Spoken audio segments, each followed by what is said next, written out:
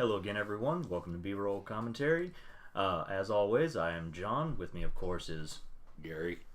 Joe. And today we are going to be cracking open the Longbox as we talk about the comics that we've been looking at as we give our month-long summary for the month of October. And also, we're going to talk about a few runs of comics that we think everyone needs to have a look at just because we greatly enjoyed them.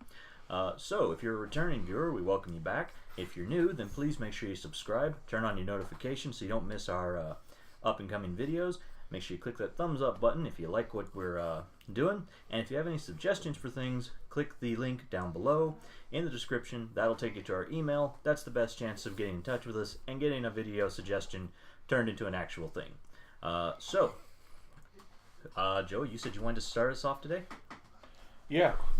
So this week we're going to talk about what we've been reading, the most interesting of what we've been reading. And I wanted to start it off with definitely the funniest thing that I read this month. And that was issue 1 of Black Panther versus Deadpool. And I am not a Deadpool train wagon person. I like the character Deadpool. I like the character since literally his first appearance, as it's one of the few comics that I was reading at that time. Oh, so you liked him back before he was the fourth wall breaking comedic relief, when he was just the gun-toting, sword-wielding mercenary that occasionally cracked Rob jokes. Liefeld special. Okay. Yeah.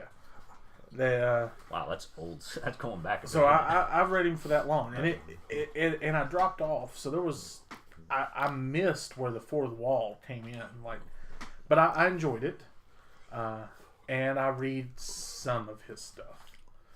Deadpool versus Spider-Man I consider to be the best Deadpool storylines, or Deadpool Spider-Man, not versus. Those are the best Deadpool storylines in my opinion. Yeah, because you can't.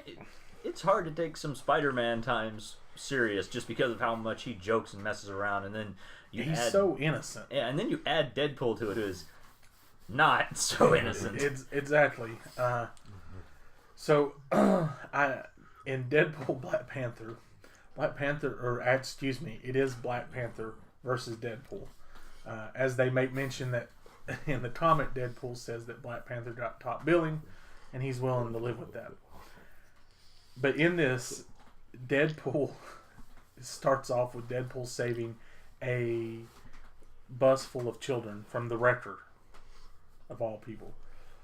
And the dialogue is horrible dialogue because, of course, this is Deadpool's telling of the event. So it's not as bad as Me Wrecker, I Wreck You, but it's fairly juvenile. And Deadpool saves the kids and takes the magic crowbar from the wrecker. And it turns out, however, and I'm extremely short in this because I don't want to spend 2 hours talking about one comic, but he ends up getting someone almost killed. And to save them, he needs vibranium. We'll get to why. You can read the comic if you want to know why. And he says, I know who can help. We're practically both Avengers. And that sets the tone of the whole book. The two highlights I want to mention is the first words that he says to Black Panther is Kuna Matata, my majesty. And when Black Panther is finally done with him, after some craziness, he harkens back to 2012 when Deadpool used to have a teleporter around the time of when he was on the Shadow X-Force. If you'll remember, he had a teleporter. I think very commonly the teleporter would not bring all of his internal organs with him. So every time he used it, he had to kind of regrow things before he could take off. But anyway, Black Panther, being the bad guy, the bad, awesome dude that he is, says, wait a minute, my sensors say you have a short-range teleporter on your person. And he makes fun of the Liefeld's pouches and says, of course I do. It's in the third pouch to the left. He says, I haven't used it in like 2012 though. He's like, no problems, I can activate it. He's like, what do you mean activate? About that time you see Black Panther hacking in midair on one of those holographic screens, and Deadpool, missing an arm with 2 blades stuck in him, impelled to a wall, teleports to the middle of Africa. And that's where the book ends. Okay, so that is actually gonna be really good because Black Panther not known for his his comedic. So I think they found a very good straight man to play off of the wackiness of Deadpool. You hit it on the nail. Why I'm looking forward to this book. Deadpool is the ultimate. Black Panther is the ultimate straight man for Deadpool to play off of. It even mentions Black Panther even says in the book, the only reason I've given you this much time is because for whatever reason I can't comprehend, Captain America has respect for you. I would have thought Cap would have been the ultimate straight man. No, because they've done that where him and Cap have been. Yeah. And he's not super comedic with Cap. When they were on the what was the team where it was like Avengers and X-Men together, the Uncanny Avengers, he didn't treat him like a joke. He actually treated him like, I think he even said at one point, he's like, you're, for everything else you are a military guy, so we at least have common ground. But the Black Panther, no. The Black Panther is just, I am a reserved, controlled, composed, regal person, and now I am dealing with this buffoon that makes Spider-Man look like a responsible adult. Yeah, I think it says more about Deadpool that Cap gets along with Deadpool than it does about Cap that he gets along with Deadpool. I think the fact that Deadpool treats Cap with that extra ounce of respect, and we're talking only an ounce. Yeah, it's not. But that extra level for Deadpool just shows how much respect he has for Captain America. Okay. He doesn't have that respect for Black Panther, although I think he'll earn it in here because Black Panther is Black Panther. The three top moral centers of Marvel Universe are Black Panther, Captain America, and Spider-Man. So I think it will come along, and I don't think it's any coincidence that Black Panther is where we've ended up here for writing purposes. Well, to be fair, they did a Spider-Man. I would almost expect them to do that. They've done a Spider-Man, Deadpool. Now they're doing Deadpool versus Black Panther. I kind of would almost expect them kind of to do a Captain America, Deadpool team up. That would be interesting and terrifying in the same instance. Could you see if Deadpool stayed around Wakanda for a long period of time? Let's not. Oh my gosh, Black Panther. We're going to have World War Deadpool where Black Panther, despite everything that went wrong with Hulk, chooses to shoot Deadpool into space. Well, they already did that with Deadpool Kills the Marvel Universe. That's true. That's true. But anyway, that is definitely the most entertaining read. If Deadpool is all interesting to you, this is one of the better, I think, reads we're going to see all of this year, and possibly one of the best that's been done to date. Okay. The next book I wanted to mention is one that is already the most decisive book in comics 2018. And I think I know the one you're going with here. Yes, and Gary, I know you haven't read this, so we'll do a little bit of explaining. Forewarn you, there is no way to not talk about spoilers on this. I kind of held some of the funnier stuff about Deadpool and Black Panther, but this one, it's full spoilers. Heroes in Crisis is, first off, written by Tom King. That's an important thing that we'll get to. And it centers around Sanctuary. And if you're unfamiliar with Sanctuary, it is basically a AI robotic psychologist. We assume it is. It doesn't actually say what. True, but the thing is, due to some other stuff mentioned in prior history of what Sanctuary was, this is a AI computer ran therapist for superheroes and villains. I forgot they did just take Poison Ivy there after the whole. It is for villains. Batman thing. Yeah. I don't know. The logistics aren't ever talked about. Who knows how Poison Ivy gets there, and the Joker doesn't. But I started to say that's easy. There's it happened in a Batman comic. She took over like everything that ate green, like the 8 plants. She took control of them, and when Batman broke the control of it, basically realized that she was trying to fix the whole world at once and kind of went a little crazy in the process. And they Oh, were like, why she's there is completely understand. No, I don't like- know how like you get to He means physically get physically get to Sanctuary. I don't know how you physically get to Sanctuary. Oh, I think if I remember right, I think like Superman takes her there at the end of that comic. I don't remember exactly, but I remember someone like flies off with her. So this has been coming a long time. This storyline, Dark Knights. If you've read that, Dark Day was the precursor to that whole series. And honestly, back to Rebirth is what they're doing, and we'll come back to that in a minute. But this has been a long time coming. What's going on? What Tom King is exploring here is the toll of being a superpowered being in DC universe takes on the minds when so many of these people get extra powers, but rarely do they have the extra mental capacity that would come with something. So regardless of how you envision powers would come naturally, let's just take that, let's say evolution. Yeah.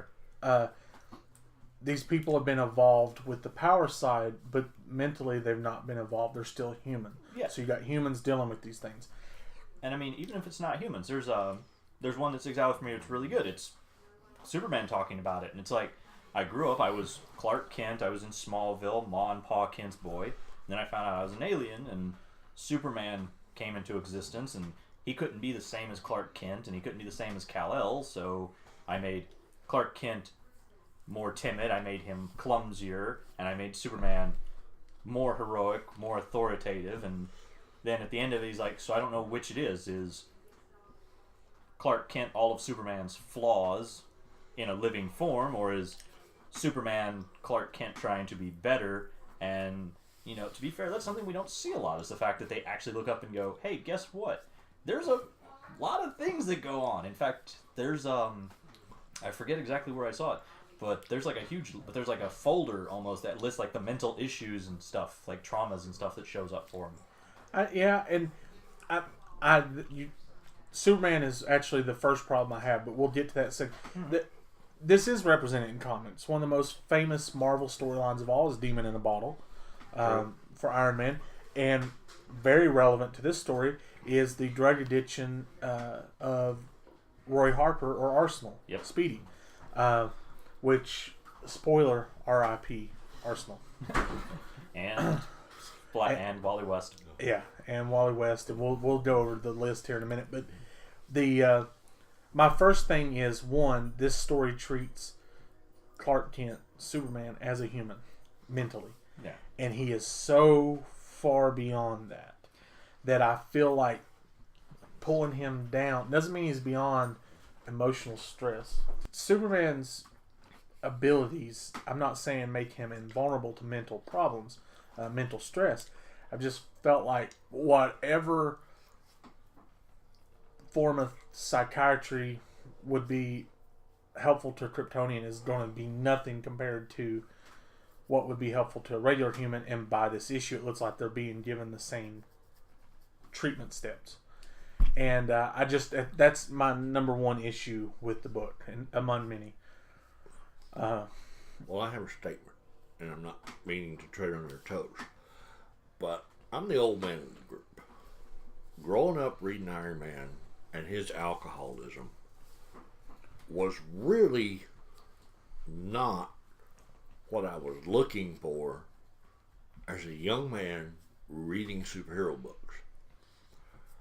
I didn't like finding flaws in my heroes. And that is a big thing I have here with the second person that I think is BS that showed up there. And that is Bruce Wayne, Batman. Batman is got a lot of problems. The dude's parents died, and he made up for it by putting on a mask and going out and risking his life and health and beating criminals up for not just for all of his life, but also bringing in every stray that he finds and raises and putting them into the same procedure. Like, he's got issues. No denying it. That's an understatement about him bringing in every stray. He's got like what 9, almost 10 members of the Bat It doesn't family matter now. whether they're a failed circus act to a former assassin that has 100 kills under their belt. If they say, "Oh, I'm good," he brings them in, retrains them to be better, and then puts them out risking life and limb. Like, nobody ever gets out with Batman. So he has issues. Oh, I just find it extremely unrealistic to the DC Universe continuity that he would ever show up in therapy. Even if, and here's the premise of why this works. Sanctuary, being the AI or whatever it is supposed to delete everything immediately. It's there, it gives the counseling, it gives the support, and then it goes blank. which kind of doesn't work because the whole premise of therapy is that You It's build an on ongoing stuff. process. it's an ongoing process. You have things. If you come in there and it's just like, well, you seem to be doing okay. It's like, but we've been recovering for the last 8 years of my problem that I've been having. Yes, well, this is the first time hearing of it, but you seem to be coping okay. So keep doing what you're doing. And you'll find I'm chasing my tail here with this, because now we're back to Tom King's writing, Yeah. which Tom King, supposedly former CIA analyst of some kind, yada yada, who was seen in country action to in foreign country action. He should know better if he's writing about personal experiences due to his own PTSD that this is useless. and going back to if it's supposed to delete, let's get away with whether how actual sound this advice is. Yeah. Right. If it's supposed to delete and does not, and that's what's happened, that all this information has leaked, which we'll get to why why I'm talking about that in a second, then literally the only purpose of having Sanctuary over Hugo Strange or someone else listening to you is defeated. The only reason you don't put a person there is because that person can be tortured and forced to say something or have personal gains. But if you put an AI system that literally fails at its one reason for existing over a human doing the job, then that means all this whole storyline is based on a complete failure of literally the only goal of this program. And so, back away more to what's actually happening in the story. Yeah. Now that we've been as vague as crap. Yep. Let's get to actual spoilers. Yep. The story starts with Superman being called to a scene, and he says, "I'm here." And he's flying above a house out in the middle of a cornfield, and you can tell there are bodies out in this cornfield. And when he flies down, there sits a very recognizable list of characters. I'm not going to go into all of them, but You say recognizable. Some of them I had to have it spelled out in the book for me. There were some like Citizen Steel because I'm an old school fan and because I've got him on Legends of Tomorrow on the CW. I knew who he was. Blue Jay because he showed up a ways back when they reintroduced Lord Havoc and the Extremists in the Justice League thing. You know, some of those showed up. But then there were other ones like Superman's trying to remember this one guy's catchphrase, and I'm like, I have no idea who this guy is. They're trying to make this character, so some of them recognizable. But since we are giving our spoiler, I'm gonna go ahead and say it. He goes in the house. Wally West and Roy Harper, Arsenal, are both dead in there. So once again, for I don't know, the 15th, 20th time they've killed off Wally West And Arsenal. and Arsenal. there are some spoilers I'm going to avoid, and some of them are spoilers specifically to the third book. There is something else he finds on the way into the house, but I know it's coming up to the third book, and if you look up the cover to the third book, you will see a variant cover that'll show you exactly what I'm talking about. But he finds Roy and Flash, and what that does to me right there is it tells me that whatever did this is on a power level of the Justice League.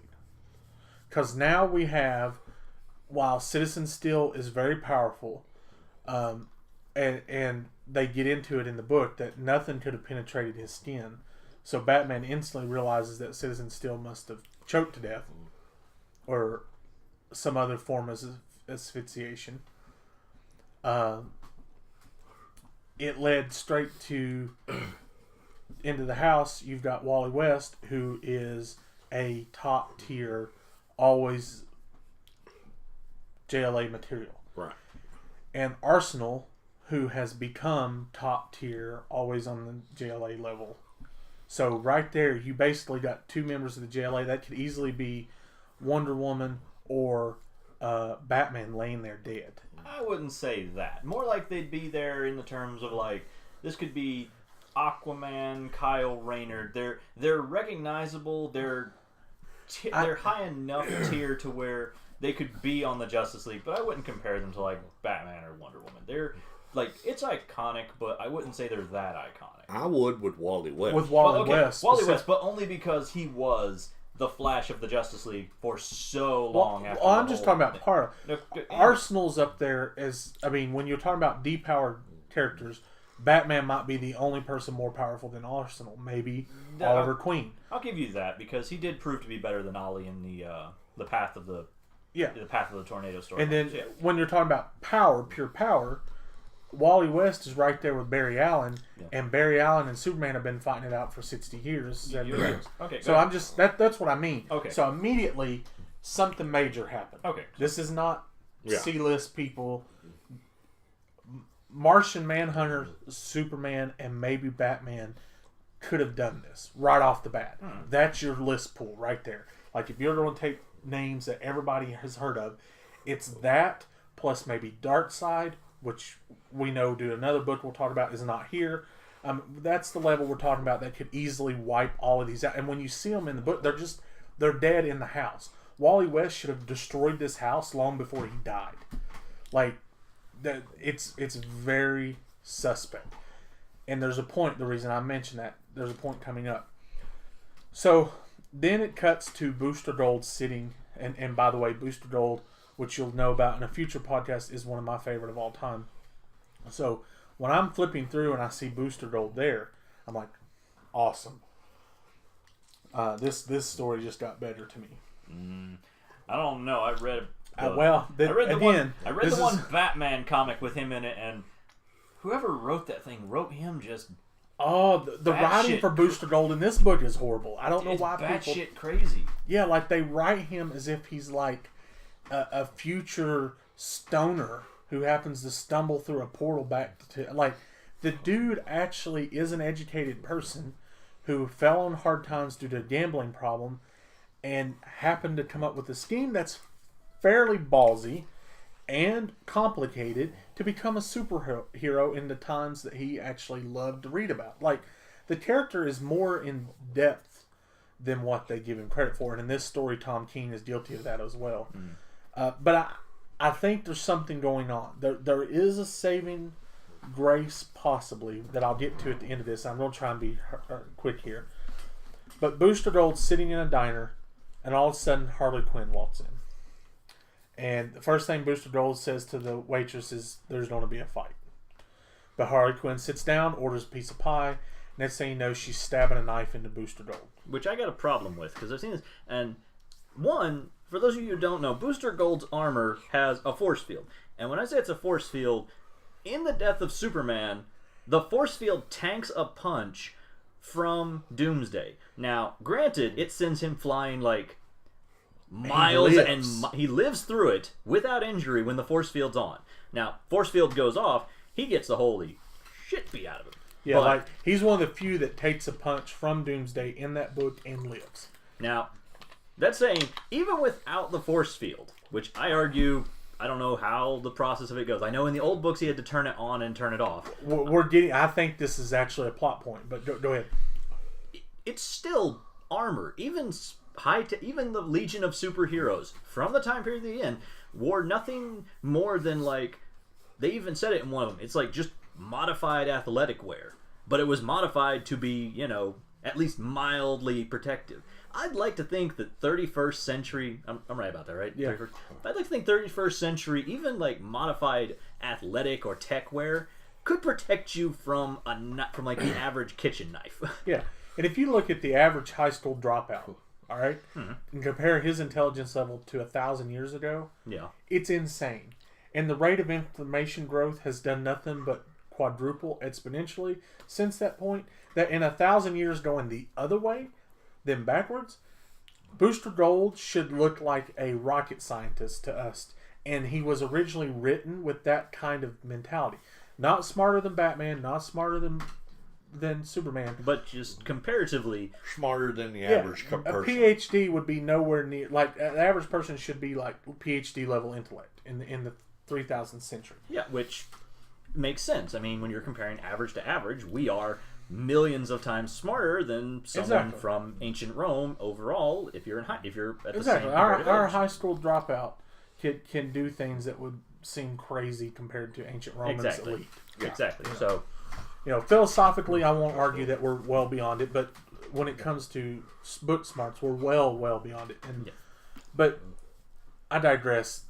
On this show or on this book, she stabs him, right, and she stabs him a lot. Yeah. He finally stands up and just grabs her and just flies. Because his point is, she can't stab me now because now we're both going to drop and die if she kills me. Right. And that way I can just talk to her. Because she's telling him that he killed all those people when he thought she killed all those people. And now, for whatever reason, Booster Gold is real fuzzy. He's worried that maybe he did kill these people. I don't understand. If this is actually something plot-wise that, like, Booster Gold's memories have been robbed from him, they need to be a little bit more obvious that was a problem. But they're being ambiguous is, does he remember doing this stuff? Or does he not remember anything? Because it kind of originally starts off, he remembers her doing it. And then she goes, no, you did it. And then he just all of a sudden believes her. Like, it's very strange. Well, from what I'm getting, and I haven't read the book, this entire book sounds very strange. It is a lot stranger than it appears on the surface. And not only that, but speaking of Harley Quinn, she suffers from this, one of my least favorite things that they do, and I like to call it, what do I want to call this? I want to call this like fan powering, fan charging, fan souping up. That's weird. Yeah. So, and I know where you're going. You're going to book 2. Yeah, I'm going to book 2. That really annoyed me. Before we get to book 2, let me finish up how book 1 ends. Because, I'm bashing this book, but I'm going to come with a possible saving grace at the end. Well, book 1 ends with Booster Gold waking up in a field. Like he just come from a deep sleep. Literally yawning. And Steet is there. And Steet's like, what's going on? You called me. And I found you in a field literally dying. And I used technology from 1,000 years in the future to save you that this world has never seen.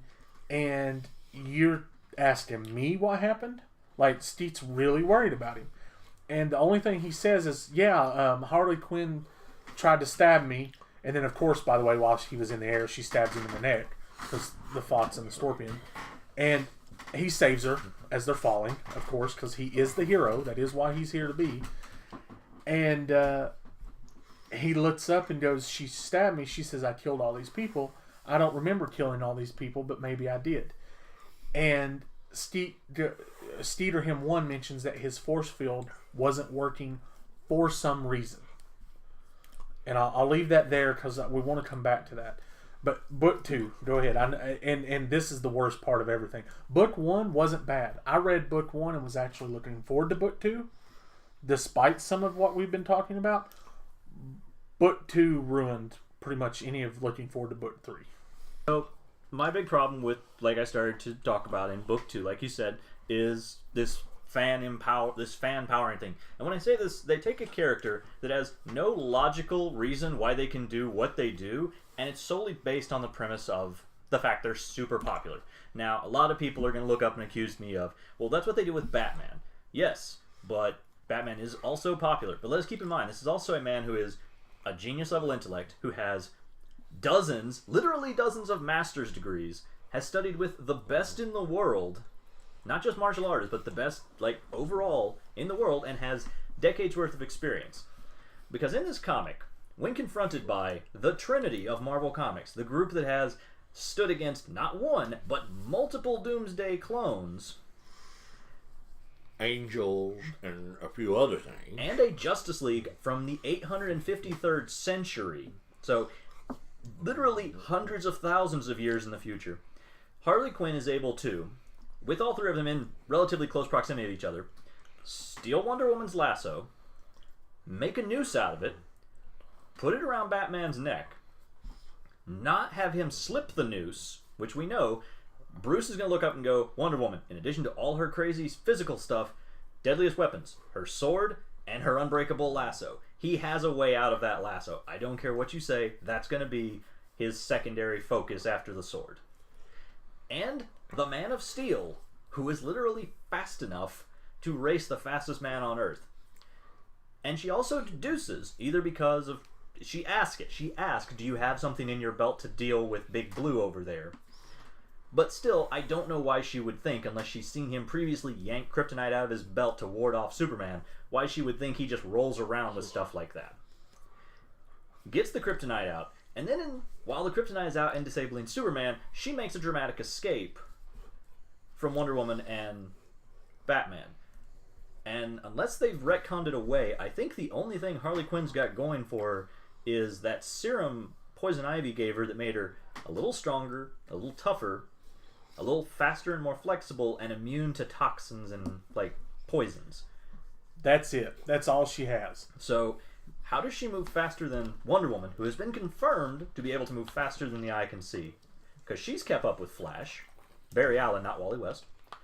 Superman, who has kept up with both Wally West and Barry Allen, and Batman, who we know definitively has at least come up with, it may not be a perfect workaround, but has a workaround for, if Diana tries to kill me and she gets that lasso around my neck, what's my game plan? Yeah. That I don't... First off, I'm going to attempt to answer your questions with, I don't know. Uh-huh. It's crazy. Yeah. I'm going to follow that up with, at the end of this, I'm going to give a theory as to how this happened and that it's a plot point. Okay, now, of course, I understand realistically it varies from writer to writer, and it does plot point. You know, it looks up and it's like, oh, hey, I need this person to happen. It's the same reason why in one comic Deathstroke can't handle 3 or 4 members of the Teen Titans, and in another comic he can take out the entire league single-handed. Yeah. I understand that realistically, but at the same time, certain internal continuity must adhere, and this doesn't adhere to that internal Superman continuity. could have moved behind her and snapped her neck before she He even wouldn't have. thought about snapping his neck. Now, he wouldn't have done that, but he could have done anything quicker than she could have responded. And yet he stood there and did nothing but light up his eyes like he was going to go to his laser vision. What good was that going to do? Like, literally, laser vision is where he went. His cold breath might have worked better than laser vision. He could at least blew her away. And the whole point of snapping a neck is that you require leverage.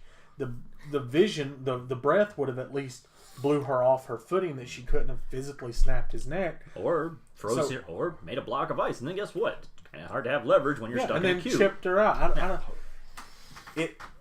I read that and thought, what in the hell is going on? And here's the thing. I read that independent of reading anything online or around anyone. When I read that, my immediate thought was, that's not Harley Quinn. My immediate thought was, something's up. And when I talked to the very next person I talked to, who's way more comic knowledgeable than I am, and his first thought too was, without me saying anything to him, was, I don't think that's Harley Quinn. I don't know that that's Harley Quinn.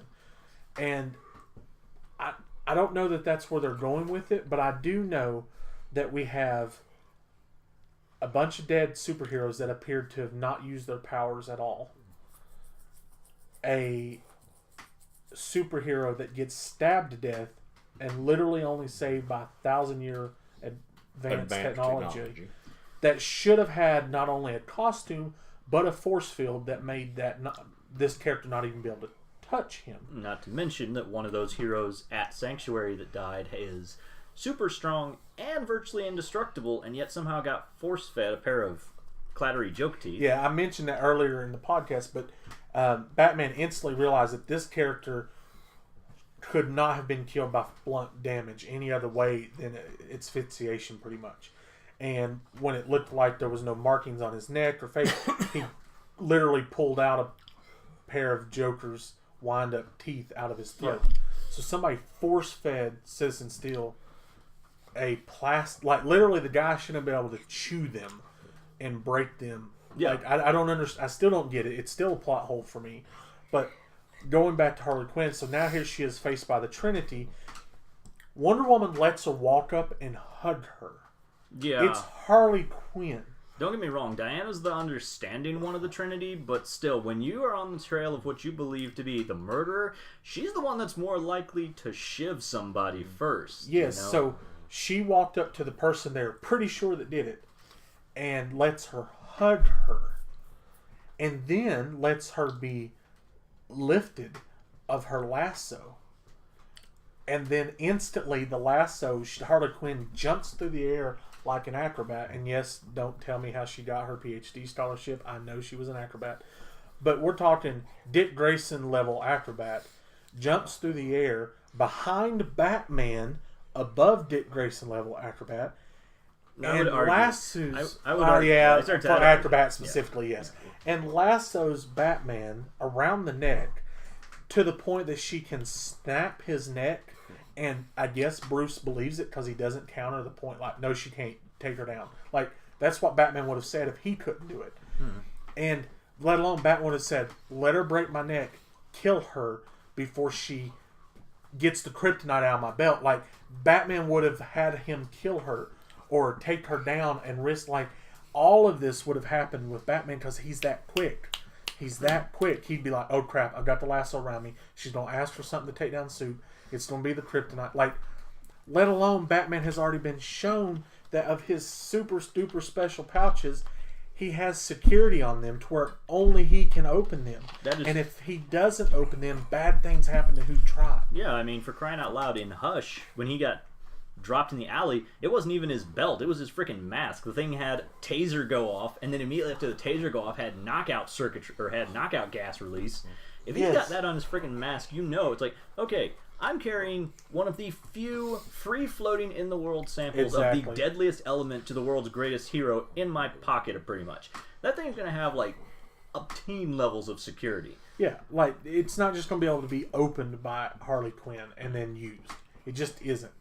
And I don't know. I just feel like there's something amiss. This is so poorly written if it all works the way it does on the surface. Yeah. That I just feel like Tom King, which I didn't care for Rebirth Batman, Rebirth Superman. So I didn't really think Tom King was all that great, but people talked about him like he is amazing.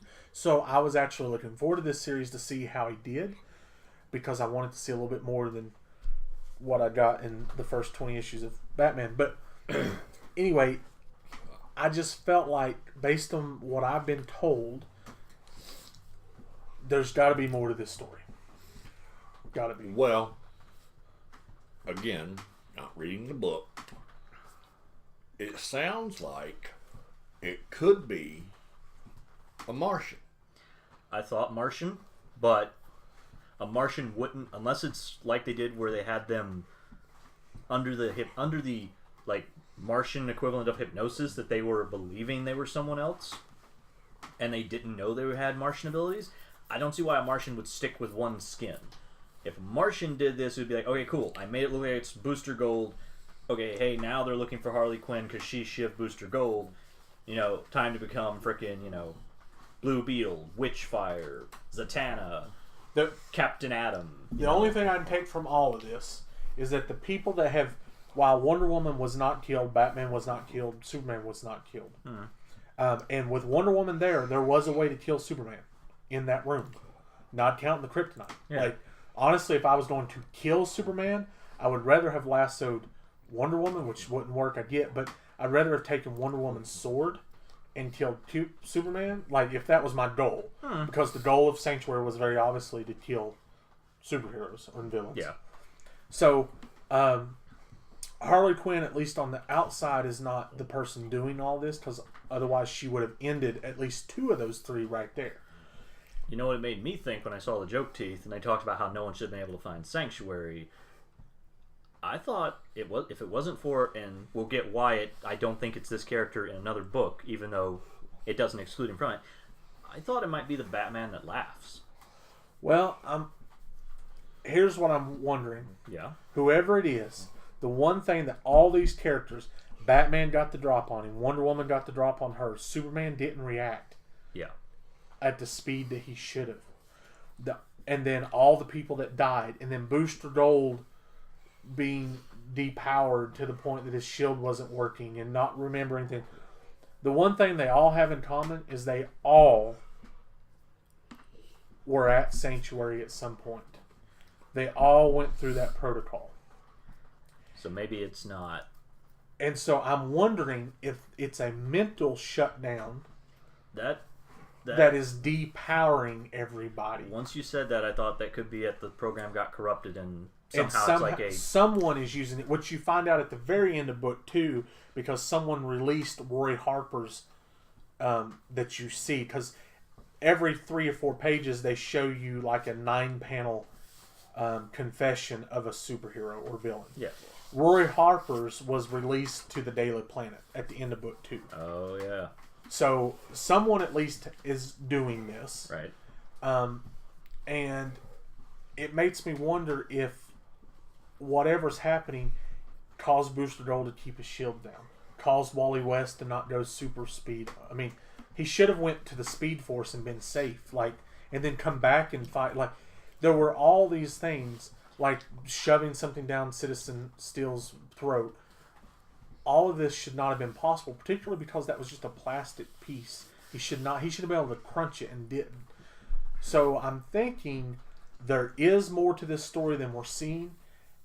But man, the amount of hate coming at this for what we're seeing. I've seen a lot. Like, you look on anywhere, like some of the comic pages I follow on Instagram, it's coming at them hard. There are very few that are like, there's a few praising the fact they're showing the vulnerable side of heroes, but almost uniformly people are like, how the hell does she stab him with a steak knife? How is Superman not doing this? How does Batman not have a counter for Harley Quinn? 1,001 things. How is she ahead of literally the smartest person on Earth, and that it takes them time to find her?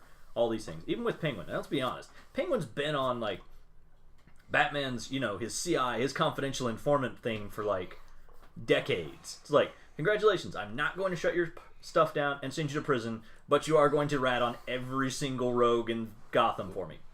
Which, unless you got something else you want to say about Heroes in Crisis, I'm going to talk for a little bit on some of the ones I've been reading, because yeah, definitely. We've got a little bit on this one, which deserved it because we both had a lot to say. My last mention here is, if you're going to read this, there is some more depth there, and I would definitely look into it. If anything I said sounds good or interested in these characters, but I want to say they have already said that these deaths are main continuity, and whoever dies by the end of this should stay dead for a good long while. Like, this is an event and not a what-if scenario.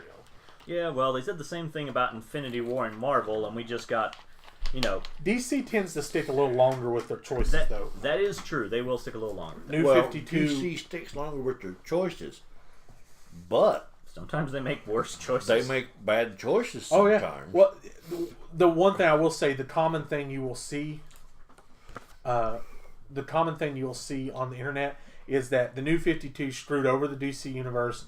Rebirth gave us back everything we wanted, and now Heroes in Crisis is going psych. Like, that is literally, I've seen a version of that 5 different places on the internet, and I really think that's the biggest problem, is New 52 did not go over as well as they wanted to. That's an understatement. Rebirth went over really well, and DC got away from the dark and gritty and got more towards the 4-color side, and people really liked it, and now they're going back, and that is where the negative reaction is really coming from. Well, that's always been my thing about comics. I was like, is there a place for dark, gritty comics? Do I like my Punisher where, Frank Castle is just unrepentantly ending just criminal after criminal after criminal? Sure there is, but like I told somebody who asked me why I only read fiction novels, I know the world is a horrible, horrible, shitty place. I don't need to be reminded of that in my entertainment. When I want my good guys to be to win, my bad guys to lose, and the collateral damage to be resorted mostly to, hey, does my insurance cover a giant gorilla throwing my car through a building? I don't know how many times I've seen in comments where it said, hey, I'm an ex-soldier, I'm an ex-whatever, I have PTSD, and I really don't want to read about my heroes having PTSD. Exactly. That's just not what I'm wanting in my That comics. goes back to Just what like I said about Tony Stark. And his As someone that does brother. not have PTSD, I thought that hit home for me really well. I was like, is this what people want? Do they want to be able to relate to No. A lot of people do not want to be able to relate to their heroes on that level. They want to take the good parts of their life and relate to heroes on the good parts. Exactly. Not the bad parts. Yeah. Okay. Well, anyways, Anyway, we're going to shift gears now. I'm going to talk about some of the ones I've been reading for a little bit. I'm going to talk about, first I'm going to talk about the new changes that they've made to the Batgirl comic, and then I'm going to talk about Batman Beyond. So the very first thing I want to talk about is I stopped reading the Batgirl comics for a while there when they took her to Burnside.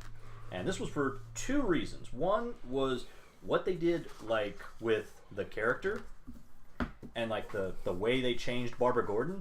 And then the other one, I won't lie, was aesthetic-wise, like art style-wise. Because my main problem with the storyline was, okay, we have taken Barbara Gordon out of Gotham, and she is now the Batgirl of Burnside. And as was proven more or less with Nightwing in Bloodhaven, when you take, they make the joke in the first Titans episode. It's like, Detective Grayson, you're his new partner. What happened to his last partner? Oh, he's from Gotham. Somebody asked about the Joker. Outside of Gotham, the Bat family, with rare exception, is kind of a joke. It's like, oh, you know what? Here in, Metropolis, we got Big Blue. Guy can see through walls, hear you halfway around the world, and literally stop your runaway truck, your armored truck, with a finger. What have you guys got? Oh, we got a guy or a girl in an armored suit that swings down on the rooftops at night and beats you up with their bare hands. Okay, so you have a guy in a leather, a high-tech leather bat suit. Is there some kind of like furry BDSM thing going on in Gotham? Outside of Gotham, the mythos of the bat doesn't translate fantastically. Now, it does in some times. Batman, a lot of people know Batman. A lot of people are afraid of Batman. A lot of people who have dealt with the Titans know Nightwing, know Robin, and they respect the fact that, hey, this is a guy from Gotham. But Batgirl has never been huge outside of Gotham. And they take her to Burnside, and the mythos kind of poof. And I get, it's trying to establish Barbara Gordon out on her own. And understand, Barbara Gordon is my literal favorite Batgirl. I didn't have a problem with Cassandra Cain. I didn't have a problem with Stephanie Brown. And I had a problem with anyone else that's worn the costume since the whole thing with the Killing Joke where she became Oracle. But for me, OG Barbara Gordon is the best Batgirl. But that was the main thing, and it even says it in one of the Birds of Prey. Black Canary, who knows her best, describes it. It's like, she was a wildflower, she was an outcast, until she became Batgirl, and then she became, a freaking legend in the streets of Gotham, just like Bruce and Robin were. And they take her, and they kind of tried to make her more modernized, where she had, like, a Batgirl Instagram following, and I was like, because that's really what I want to read when I'm reading my comic book things, is a thing where she stops and she's like, hashtag Batgirl of Burnside, hashtag stopping crime, hashtag bank robbery. And I'm like, there should not be 10 million of these in my thing. So I didn't like that. I liked the old Barbara Gordon that they're doing now where, and again, all of these are probably going to have spoiler alerts on them, where she's sitting in her hospital bed and she's like looking at her hand and she's like, I can't remember the names of all the bones in my hand. That can't happen. I've got an eidetic memory, and I remembered every bump, and I memorized them all 15 years ago. What the hell's going on? The other thing I didn't like was the aesthetic-wise, okay? Now, part of me knows they looked up and they were like, how can we get free publicity? Well, hey, all the cosplayers at conventions, let's make it easy. So it was literally a cowl, a cape, a purple jacket with a bat logo on it, purple pants, and then gold boots, gold gloves.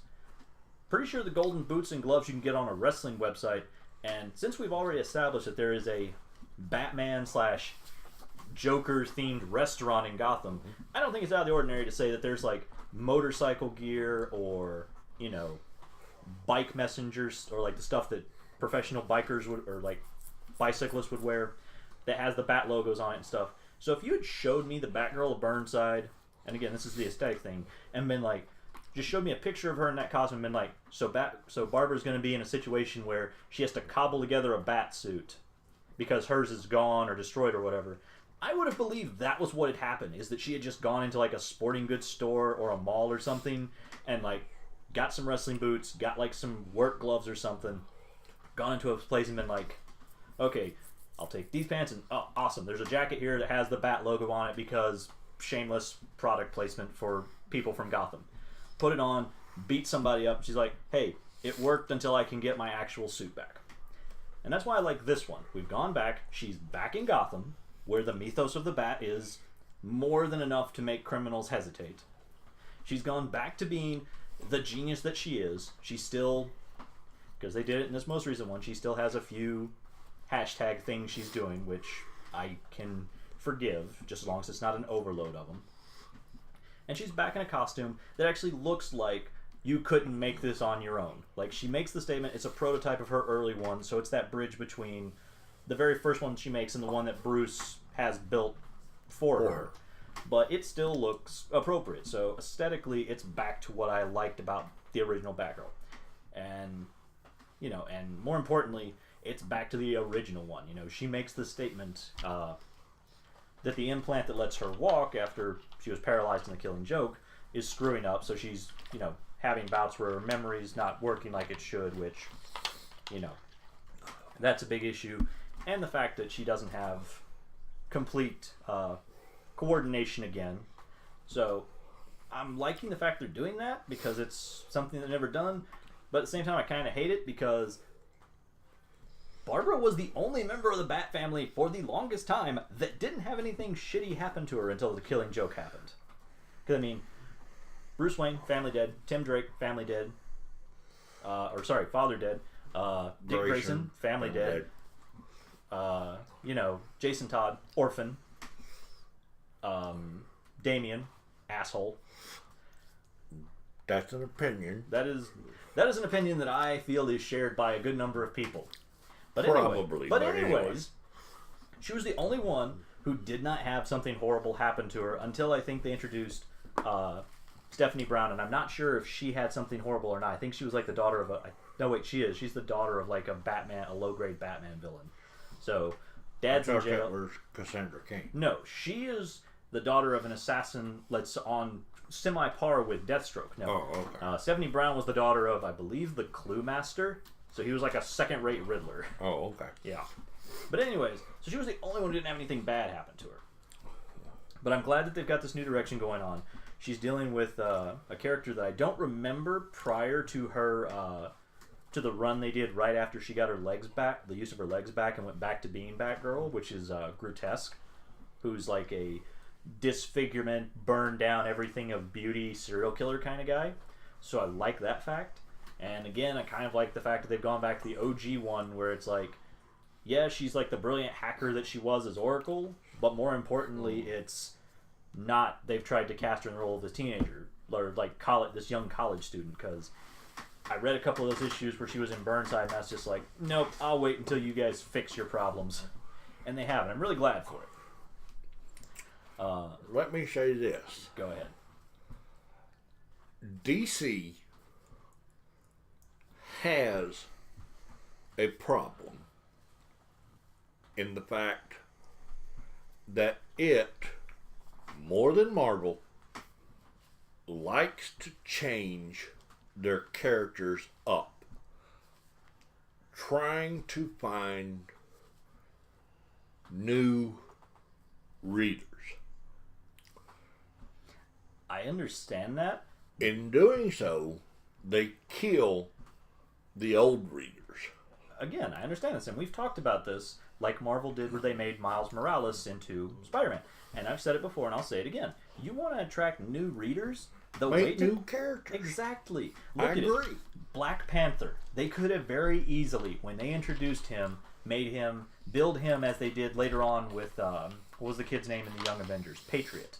Hey, this is the Black Captain America. Or, hey, did like they did with Falcon, where, hey, I'm going to give up the mantle of Captain America. You are the new Captain America. They could have done that, but instead they said, no, we're going to create this new concept. It's a fictional kingdom. He is the longtime protector of it. He has these things going on. And the Black Panther, to this day, is one of the most iconic characters ever. I mean, back when he started out, it was, hey, this is a black guy who's kind of like Captain America. And they couldn't do that with they couldn't do that. They do that a lot. They change things up to give, like you said, they change things up to give new readers an interest. And then the old readers look up and go, man, I hate this. Like I did. Like as soon as they said, hey, we're doing a new thing. Here's the first picture of it. We're giving it a new kind of like younger, almost hipster kind of vibe. You know, she's going to be in college in Burnside, all this stuff. And I was just like, this does not sound like a storyline I'm going to enjoy. I've been a longtime fan of Barbara Gordon. And then it was just like, oh, no, I'm not. I don't like the story. I don't like the way they're writing the characters. I don't like the aesthetic.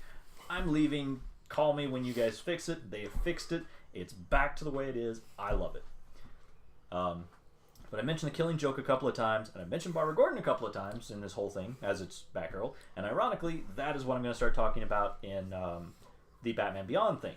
Now, for those of you who haven't been reading it, not only did they start the comic book up again with Terry McGinnis back in the suit after Tim Drake had it for a while, but his younger brother has now become the new Robin because he started finding footage of Bruce and Damian training and has been teaching himself along with those videos in the Batcave. So he is now you have Batman and Robin Beyond.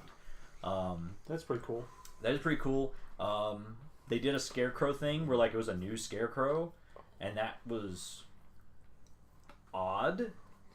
But what's really and the thing that references back to the Killing Joke is the Joker is back. He's alive. He is back. And he literally, that's how the most recent issue. Old as he can get. Well, so is Bruce Wayne. So, but the thing that gets me is the most recent issue is it ends exactly almost like the Killing Joke. He's in the Hawaiian shirt. He doesn't have the I don't even know what that's called. It's not a Panama hat. It's like the straw hat. He has like a baseball cap now. He's in Barbara Gordon, who at this time is the police commissioner of Gotham's office. He has a revolver, and it's pointed right at her, and his statement is, "What's the matter, Or I think it's something like, "What's the matter, Babs? Didn't Bruce tell you that I'm alive?"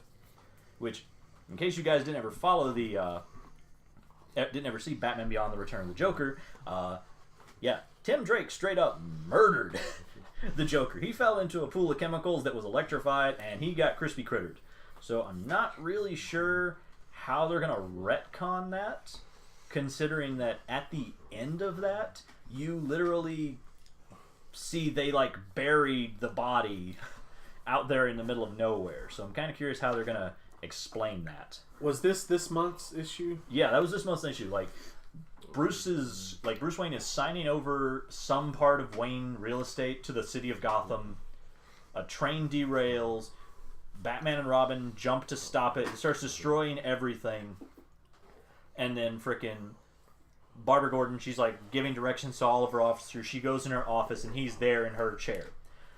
We've seen it coming for a while because there was a guy that was in charge of like the Joker's gang for a while.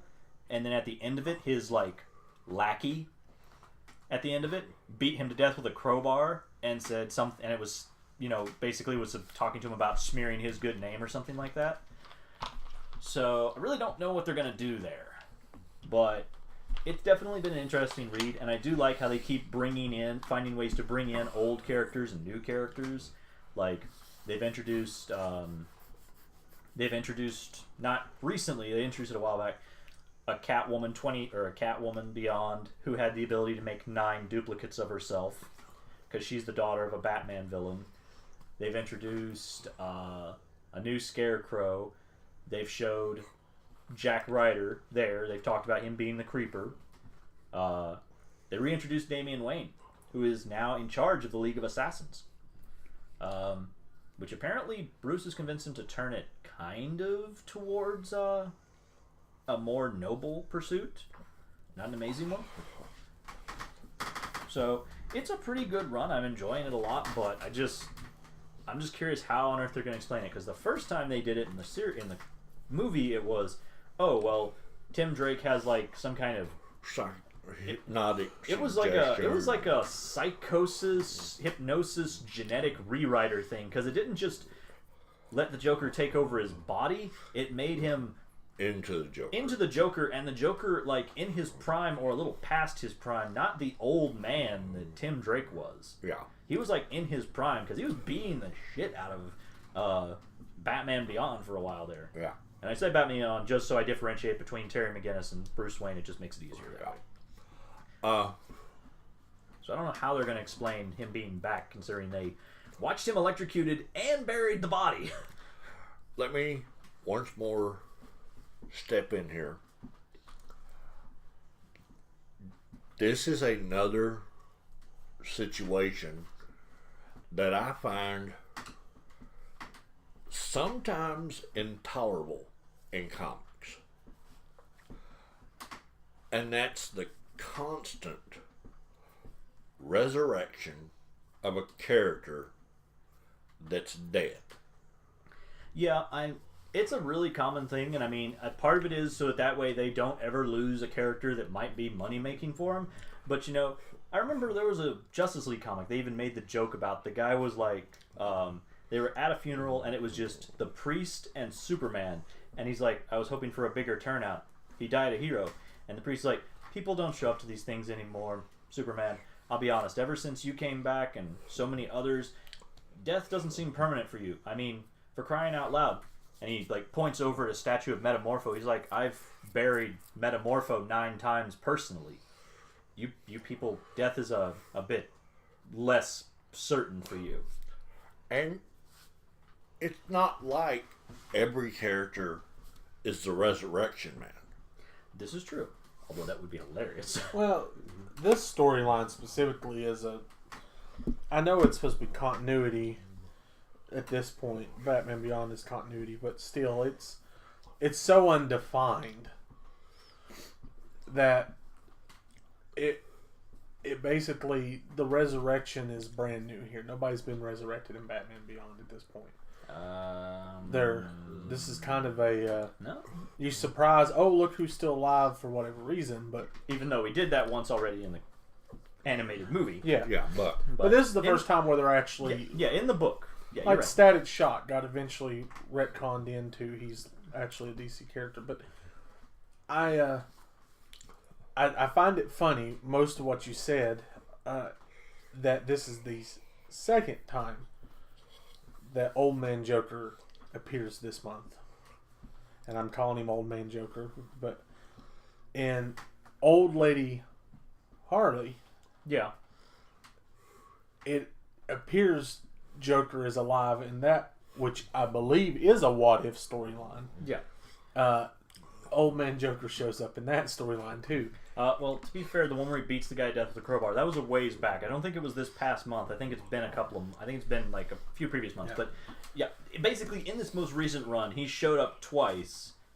And then, like you said, in Old Lady Harley, he's in there too. Which I haven't gotten to read yet. My shop was out, and I'm on order for it. But I should have it next week. But I find that interesting that he shows up twice here recently.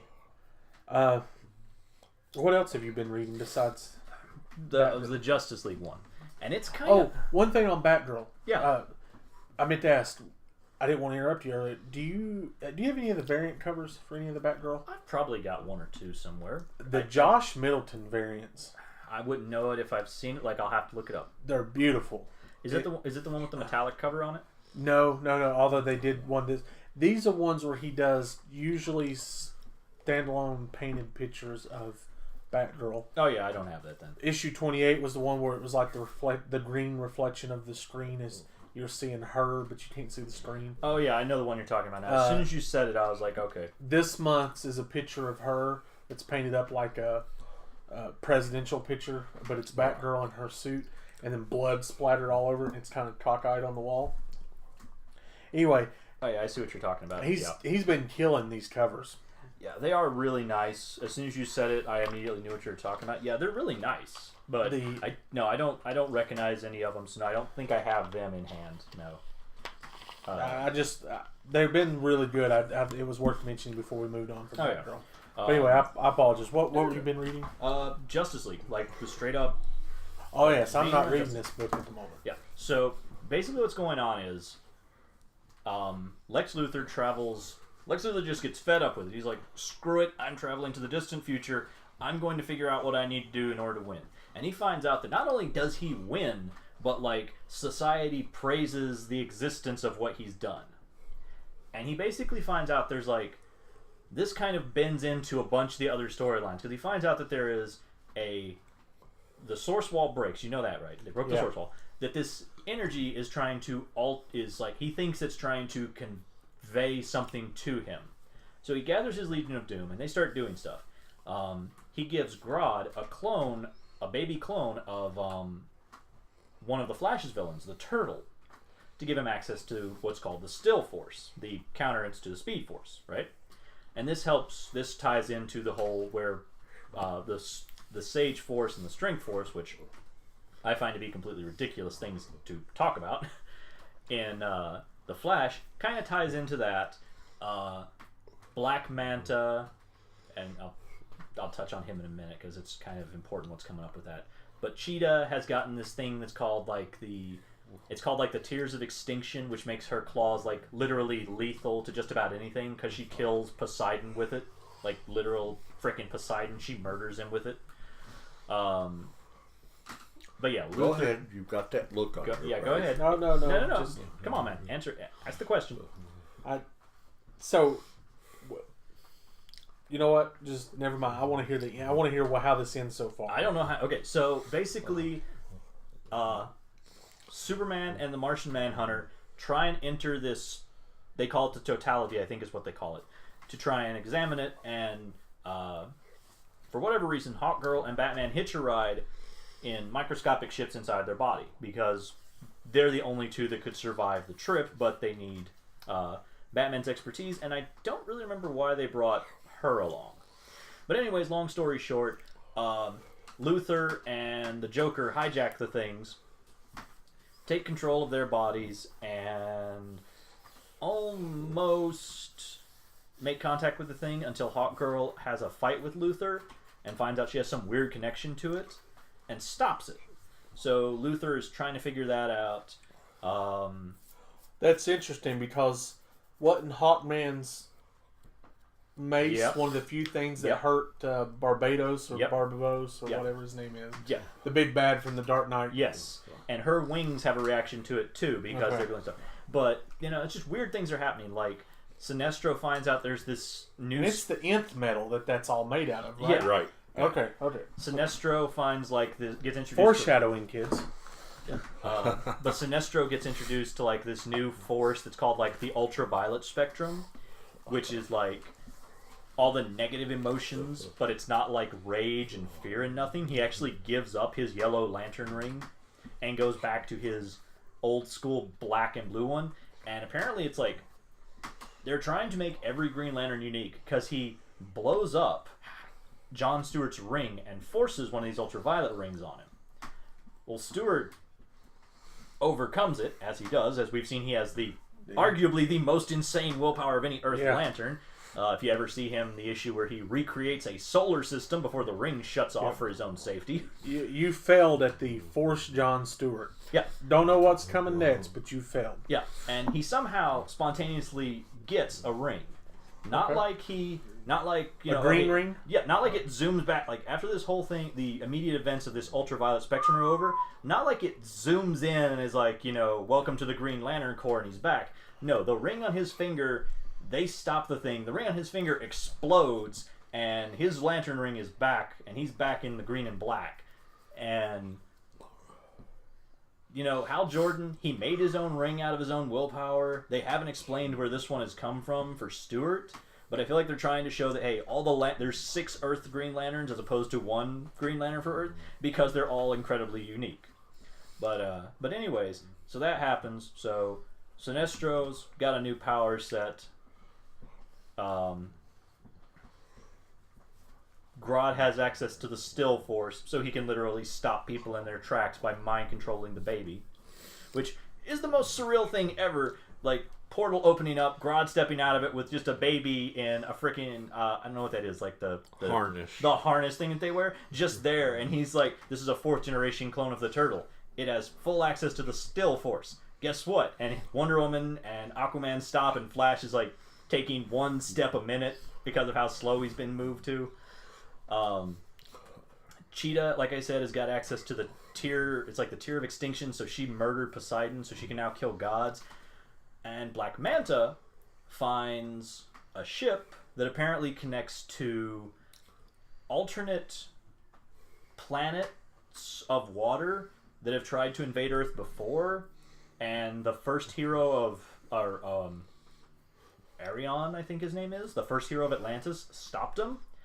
But now Aquaman has stupidly opened it up, and they have flooded Earth, which is what they're doing right now. They're called the Drowned Earth. And apparently these alien god beings have such incredible power that they took all of Aquaman's powers away and gave them to Black Manta. And that is where the last issue stops. Now, a couple of things that you don't know I'm going to talk about is, one, during the fight inside of Superman's body between Luthor and Batman, Batman has all of his both arms and both legs broken, and by Luthor. But he's in his power suit, so I can kind of forgive it. And he is now at this moment walking around in a literal Iron Man-esque battle suit that is holding his arms and legs in place while he heals, so that he's not completely in traction. Yep, that's what's happening right now. I knew there was a reason I wasn't reading this book. You can't see it, but Joe is shaking his head. There's a lot of reasons. Like some of this stuff is awesomely cool. Like Luthor, at one point, he's not sure what to do, and he's like, "Get ready, I'm gonna go talk to him." And everyone's on alert. Like it talks about how Grodd is instantly like reaching out to the sleeping child so he can ready the Still Force if he needs it. And the Joker is like, I don't like him being here. What's the problem? I don't like the noise he makes. And Luthor goes through all these portals, and he goes into this one empty room, and he's like, I want to know everything you know about this anomaly. Start talking. And it's the Batman that laughs. They have him locked up in the Hall of Doom. And that's what the Joker doesn't like, is he doesn't like the Batman who laughs. Because it's horrifyingly perverse even in his mind. And this is on our, well, I guess it's technically not on our realm, is it? On our multiverse. It is because because I think they killed off a few of the Dark Knights, but the Batman that laughs did not die. He escaped the fight with Batman and the Joker when they teamed up. Back to breaking the wall that has happened. Part of that was the destruction of, how do you pronounce that word? How's that pronounced? It's with the Kalu? Kalu? I think it's Kalu, because I think he's a Kalu. I think Brainiac is called a Kaluan, so I think it's Kalu. Yeah, so with the destruction of that, it has released a ton of worlds that have been, I guess, just defied gravity. They've been so they're in proximity to each other, despite gravitational pulls, or suns, or anything else. But they're in a sector of space that Green Lanterns have long since written off, and no one's allowed in. Sector 666. No, actually, it's the Ghost Sector. It doesn't have a number. Yeah. Yeah, New Space doesn't have a number. Cruz is there because she was assigned to that. If you'll remember at the end of the Green Lanterns, I don't know if you all have read this, but as a side note issue, at the end of Green Lanterns, they split up, and she wants to go into space, and Baz decides to stay on Earth. Which makes sense, given the fact of how long she stayed isolated in her room, was scared of everybody. Exactly. Well, you find out that her going into space pretty much means she went to the farthest corner of space and got assigned a crap duty of watching over a space station. I'll tell you right now, any military organization, I volunteer for this, great, you get the shit. Yeah. Oh, well. Never again volunteer yourself. Never be volunteered. Always be voluntold. But, so that's how come she's there. You quickly find out that they've all been called there short of her, and it finds out very quickly after that they've been called by Darkseid. Supposedly. Yeah. Someone claiming to be Darkseid. That I'm starting to question whether it's actually the physical embodiment of Darkseid and maybe more like the spirit of Darkseid. Yeah, because, I mean, he goes toe-to-toe with them, but... Very underpowered. Yeah, because he fought the entire Justice League in his first iteration, and then he's... Cyborg has no chance against Darkseid. Kind of holds his own. Yeah, Cyborg kind of holds his own against him in this, and then so does Jessica Cruz. So it's kind of a... Yeah, he could kill them all with his... which he doesn't use. I don't think he did use it. So I think what we might be looking at is maybe like part of the reason he's here is he's trying to get back the pieces of himself, because we know he was like baby for a while, and now he's adult. And there was, I think, a run where he was like a young. So this might be like adult. His adult mind physically projecting himself outside of his young body. Yeah, trying to get all the pieces back together. I think. So if I had to guess, because they do not address how, they just address that he did age quickly. Mm-hmm. So I think, and the reason we said it, he disappears midway through the issue, and it makes you wonder where did he go and why did he go. It was very apparition-like, as opposed to no boom tube, no flying off, none of that. It's what are you talking about? Very ghost-like. Yeah, it's what are you talking about? Look where he was at. Oh, he's not there. Well, crap. But the cool part, the part that we've been skating over of this whole thing, is it appears that at least 3 of the races locked away in this planet were races that worshipped old gods, as they're called. And it turns out that the avatars of these old gods, and these things have been worshipped for millennia, were Starfire, Cyborg, and Azrael. But you know what immediately makes me think? Time travel. Yes. And we're dealing with all of that stuff across all of the DC universe. And was it Tom King? I don't think it was Tom King. It was one of the other big names in DC have all said that there is a sequel to Metal coming next year. Ooh. So I'm thinking all of this is tying into Crisis on Infinite Earths Volume 2. It could be. They could be doing that for the Dark Multiverse, because they already talked about another Dark Knight showing up, the Grim Knight, which is a terrifying concept, because it's literally... did you ever read the one where they where somebody like rewrote Batman's history to where he was he had seen like a cowboy western instead of Zorro, so when the guy shoots his parents, the guy drops the gun and Bruce picks up the gun and shoots him. Oh yeah, yes. They do that, but it's in the Dark Knight Metal. He's called the Grim Knight, and literally the way they described it was, it's the Punisher with Batman's training, dedication, and resources.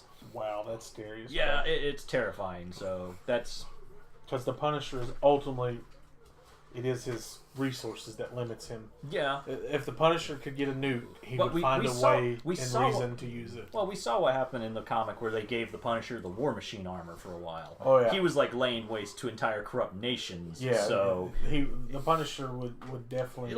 It's gonna be kind of that. He's gonna be in an issue. We already know that. We've already seen Werewolf Jimmy Olsen. We've already seen Red Ant Superman, like horrible nightmare versions of them showing up in like the backs of some of the books, like his preview stuff from like the thing. So I think you're right. I think it's going to be like not quite a Crisis on Infinite Earths, but like more of the Dark Multiverse, because we only really saw, except for like the big fight near the end where everybody was involved, and it was like evil versions of Wonder Woman and Superman and Green Lantern and all that.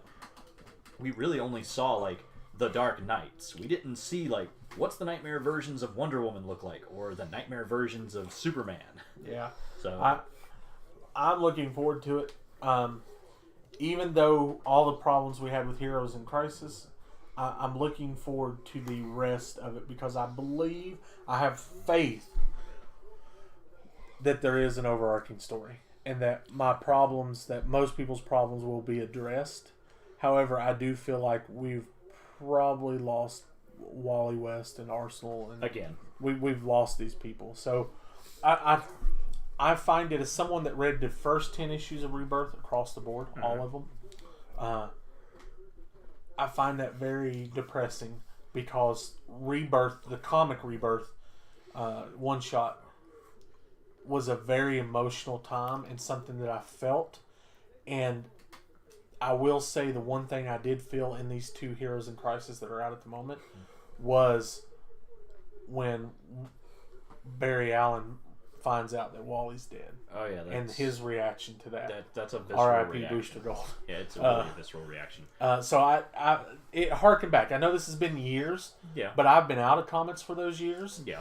And it struck a chord instantly back all that time. Okay. So I'm hoping we get some more of that. Well, the really great thing is that the guy that does that, and I'm not going to try and pronounce his name, that does the artwork for Justice League Odyssey, because it's like wonderful artwork. I think it's Norwegian. Oh, I know who you're talking about. Yeah, I can't pronounce it. I will put the name on the screen so that you guys can see it. I will link to his online stuff in the link in the description box below. But he did a run, and unfortunately, it only went 8 issues. But the great part is, where I'm going to provide the link to has all 8 of those issues in PDF form for you to read because he wanted to get it out there still. And it was called Death Vigil. And it was an awesome concept. Did you ever get to read it? Either of you guys? No. I remember when we were picking it up for you while you were away. Yeah. So basically, Death Vigil is this. There's eldritch things, Cthulhian-like entities out there. And there are humans trying to, of course, bring them into existence. Well, the problem is that unless you are bonded to one of these things, the presence of them drives you insane, right? So the Grim Reaper, who is female in this, and the name she chooses to go by at this particular time the books are told is, I believe it's Bernadette. She recruits people to fight these things from the dead. She gives them back a body, she puts their soul back in it, but they're technically dead, so they can't go insane. And it is literally the story of them fighting these things and getting ready for this big bad that shows up. And it is so cool because it doesn't take itself too seriously. Like in the first issue, this girl gets killed and she offers her a deal to do it, and she's like, as a ghost at this point, she's like freaking out, like backing away from them through the tombstones and everything. And she's like, and the Grim Reaper's like, calm down, just so you know, you're dead. And the girl's like, oh god, and she like starts trying to throw up. It's like, yeah, for the record, you can't actually do that, you don't have a body. And she goes, oh shit. She's like, or that either, to be fair. And then they have the other kind of main character, trying to think, what was his name, Samuel, who he's telling a lot of it from his perspective, and it's just some like really interesting concepts. They have that's the covers. There's 8 of them. They did a collector's pack, but you can also find the guy, like I said, on DeviantArt, where he has all of them in PDF form. Oh wow, yeah, you can definitely tell this is the same artist. Yeah, it is beautiful art. I love his work, and I just loved it. It was a great run. I hate the fact it only went 8 issues, but it was just great. And I mean, one of my favorite moments in it is you meet Alistair and Mia, who are father and daughter, and she's like maybe 10 or 12, until you realize that they've both been alive since like Sumeria. And she's stuck that way because she was going to die, and he bound one of these eldritch things into her body. But the thing that you don't know is that, or at least you don't know at the time, is that the one that she's inhabited is, I believe, called the Beast, and it's like the size of a skyscraper, and it eats the other kind. So he's not exactly friendly terms with them. Like, he shows up and warns the Death Vigil about things, but at the same time, it's like, you know, there's a moment in it when he's talking with someone, and it's like, or they threaten him, and you know, her hair starts going all tentacly, and her eyes go like all blood red and lizard like, and he's like, careful, I'm starting to channel a lot of energy, and she's gonna change, and all of your pets are gonna get eaten. And I'm like, yeah, that's not gonna end well for nobody. You know, and I just enjoyed it because, again, it didn't take itself seriously. And the weapons were just cool because everyone, it was kind of the joke of the wand chooses the wizard. Everyone's weapon was different. One of the guys in it is a big, before he died, he was like a teenager, and he's a big card game player. So his weapon is literally, he does the Yu-Gi-Oh thing where he pulls a card out, throws it, and it creates things, because at one point he's like, getting ready to get shot with something, he throws a card down and it makes a knight with a giant tower shield that blocks it. So I was like, that's just interesting. Yeah, That's cool. I'm sitting here looking at pictures of, I'm assuming Bernadette. Yep. That's some really cool artwork. It was really cool. I liked it. And I love the fact that you can probably find it online if you look. She has a white raven. The white raven is one of the earliest members of the Death Vigil. It turns into a T-Rex. Okay. It just straight up is like, oh, it's a bird. It can't use weapons. What can it do? And then it's like, oh, it's a T-Rex. It's just a giant freaking T-Rex. Okay. But like the coolest thing I saw was everybody is like split up into different sizes of groups, and they have one. It's like a young Japanese woman and an old surly Russian. They don't speak a single language of each other, but they call them the Kill Team because of how their powers work. The girl has goggles that lets her see through solid objects. The guy has a gun that shoots through solid objects. She puts the goggles on, he stands behind her, puts the gun right in front of her face, and she aims for him. And I was like, that is a terrifying way to deal with that situation. Yeah, it's just like, yeah, no, that works great. But it was just a nice concept. I love it. I hate the fact it only went 8 issues. I really I'll really have to pick wish. these up. I've got them. I can loan them to you. But like I said, you don't even have to pick them up. You can, if you're okay with reading them online, they're all on his PDF. I'll do it. I'll check your link out and do that. Yeah. It worked. Yeah, but when you said Odyssey, it made me think of that, and I was like, we're going to be talking about runs we want everybody to see anyways. That's one that needs to be seen. Well, the run that I picked for this episode is one that I have picked 1,000 times when somebody asks me about a unique run that's worth checking out. And that is a DC run, of all things, called... We've been a real heavy DC talk this week. That should be very telling to you, Marvel, about how our feelings are. Well, and that's crazy because I am a Marvel person, but yeah. Well, for one thing, a lot of what we talk about was negative. So, Yeah, what John's referred to on the Marvel, I think, is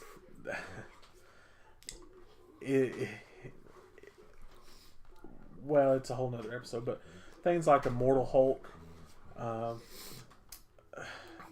things like the changes to Captain America that finally got made to make that right. It just, like I said, DC tends to stick with their changes longer, but Marvel tends to not screw up as royally as DC. when they do mess up. Yeah, and we talked about that. But anyway, so a DC run that is near and dear to my heart, that I read issue to issue as it come out, is called Power Company. This came out in 2002 to 2003. It only ran 18 issues. Isn't this the one where they're like almost like the Heroes for Hire? Like they're like a business almost? Absolutely. Yeah, had the guy that could turn into stone and... Yes, Josiah. And basically, I jumped on this for 2 reasons. Josiah Power, one of my favorites, and Firestorm.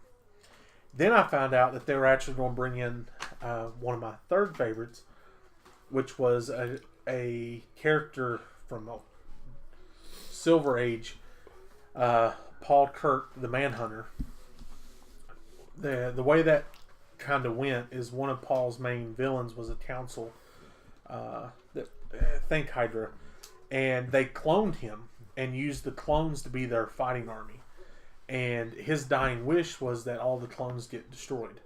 That to who it doesn't matter, but they brought in one of the clones that was not mind controlled by the council as a manhunter for this team, who's basically their Batman hand-to-hand fighter.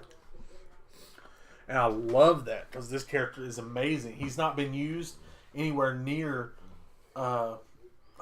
probably 2008, 2009 was the last time we seen him. Actually, that's not true, because if I'm right, I think he shows up, the OG, original one that the clones are all made from, as one of Batman's instructors in the Batman Shadow crossover they did.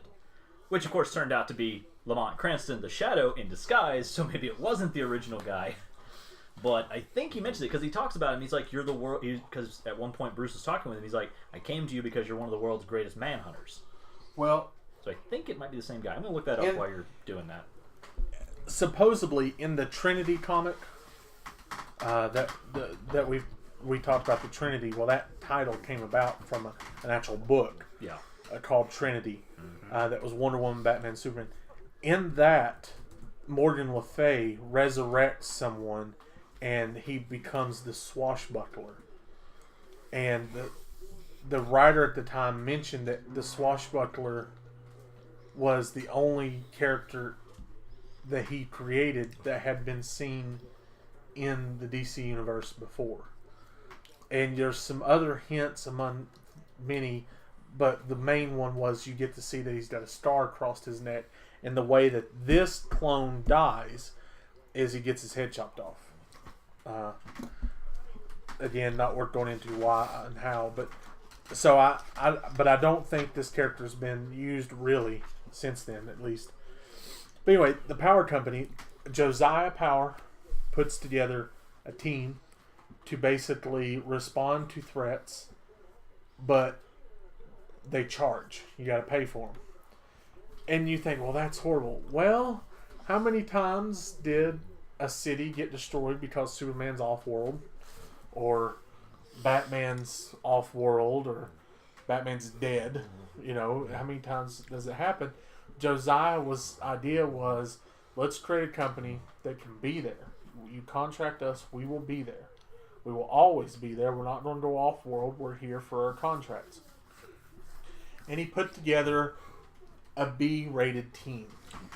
And the team composition was quite cool. Not only did you already have Firestorm and Manhunter, a clone, but you also had Bork, which is an old character from the late 60s. Oh yeah, the big, like, almost monster-y looking guy. Yeah, kind of rockish looking and super strong, indestructible. Yeah, had like the nightmare monster face. It was kind of like just the red slits for eyes and the big gnashy teeth looking thing. Yeah. He wanted to be a good guy. He was most definitely a villain. But he wanted to redo himself, and it was a chance at being something good. That's why he was there. And they had Witchfire, Striker Z, and there's a lot that were on there, but the team actually really worked. And I really liked it. Getting to see Firestorm run around like a NASCAR winner's circle when dealing with his sponsors and stuff was kind of funny. Oh yeah, because that's what we need is more heroes. More heroes. Yeah, I kind of thought sponsorships. I definitely don't fault. Is it Kurt Busiek? Is that how you pronounce it? I believe it is. I don't fault him for not choosing Booster Gold, but Booster Gold most definitely would have made more sense on this team than Firestorm. But that is true enough. Firestorm served the purpose well enough. But Skyrocket, Sapphire, Striker Z, Witchfire, those were the other members of the team. They all come together. They've all got their own problems, and they come together and they manage to actually put a decent team. And Josiah Power actually doesn't fight very often. I don't know that he actually fights in the series at all. He's much more like that Wildstorm dude. Who was the little short guy in Wildstorm? Marlowe. Yeah, he took that role. Yeah, Philip Marlowe, or what was the other name they gave him? Lord Imp, like EMP. Yeah, that's it. He was like that. He did not fight, which was cool because most people might not know who Josiah Power is, but he's this big, tall, massive black dude with a beard. His powers are somewhere like Bork's, which would be invulnerability, super strength to some level, but he has energy manipulation that is quite spectacular. So much so, multiple people on the JLA have mentioned that he is one of the strongest humans on Earth. He's a meta. He's the DC version of mutant, and they're not as near common as they were in the Marvel universe. And of the ones that are there, most of them are not very powerful. But Josiah is very powerful, and he doesn't do anything most of the time. So I kind of like that idea. But it only went 18 issues. They are super cheap. I know there's trades out there. They might actually be harder to find than the issues. But check them out. I really think they'd be worth the time on that. Well, Okay, I have something I need to say. our silent partner for most of this. I know you've been out of the comic game for a bit, so go ahead. Yes, I have been out of the comic game for a bit. I gave you everything I had at one point in time. But anyway, two things. You guys mentioned Azrael. Yep.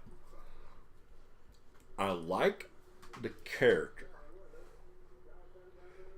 Always have. But I've also always felt like he was a Batman clone. Well, to be fair, he was kind of meant to be.